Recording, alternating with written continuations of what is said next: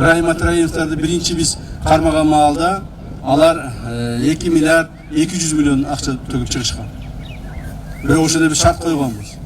Мындан ары эч кандай криминалдык аракеттер жасабагыла. Бандиттерге кошулбагыла. Мамлекет талап тонобогула. Таможняга жарым шактага жакындабайсың деп туруп, мына мен өзүм ичине шарт койгом. Макул деп кетишкен. Аны эмне болду? Жарым жыл карадык, 1 жыл карадык. Кайрадан баштап алышты. Кайрадан таможняга отуруп алышты. Кайрадан таможняда кадрлар менен дагы урдай башташты. Мурдагыдан да көп урдайбыз. Бандиттер менен дос болуп кетишти.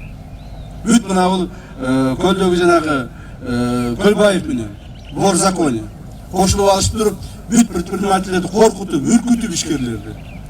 Так, алардан акчасын алып, ушуну коркута башташты. Анан биз чара көргөнгө мажбур болдук да чараны көрдүк.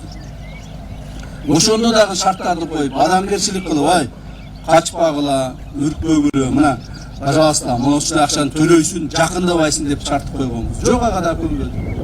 Акыры анан качып кеткен жерден бир туугандар менен кошо Бакудан кармап келди. Билесиздер анын баарын, 4-өн тең. 4 бир тууган менен кошо. Агасы мына иштен кетти. Матраев менен байланыштуу таможняда иштеген, чогуу жүргөн, чогуу бизнес кылгандардын бардыгын парламентте тазаладык. Мамлекет көргөндөрдөн баарынан тазалап атабыз, бирок дагы деле бар. Бул жерде аким катуу иштеш керек. Губернатор катуу иштеш керек. Силер бизге предложение беришиңер керек. Муну бул адам связанный деп. Эч ким сактап кала албайт. Мына азыр бүгүнкү күндө Райым Атраевдин мойнуна 200 миллион доллар илинген. 200 миллион доллар.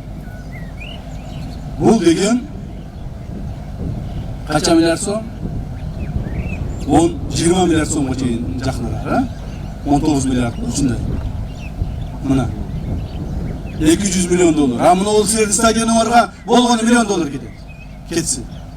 2 миллион доллар кетсин. Biz ушул коррупцияны разводить этип, коррупцияны чогултуп, коррупцияга берип, бир топторду колдогонубуз үчүн мына стадиондор ушундай акыбалда. Жолдорубуз мондай акыбалда, мектептерибиз тигиндей акыбалда. Так? Күчүбүз мондай күчсүзбүз. Ошон үчүн болуп атат мунун бардыгы. Эгерде ошолор урдабай, турдабай, бардыгы мамлекетке иштеп турганда, стадионубуз давным-давно мондай болбой, жаркырап, жайнап, толуп, тимени укмусону болуп турмак. Ушуну туура түшүнүшүңүздөр, урматтуу жетекчилер. Ошондон мындан ары сиздерден суранарым, өзүңүздөрдүн жумушуңуздарды оңдоңуздар, өзүңүздөр аракет кылыңыздар, акыл менен, эс менен, жүрөк менен иштейли.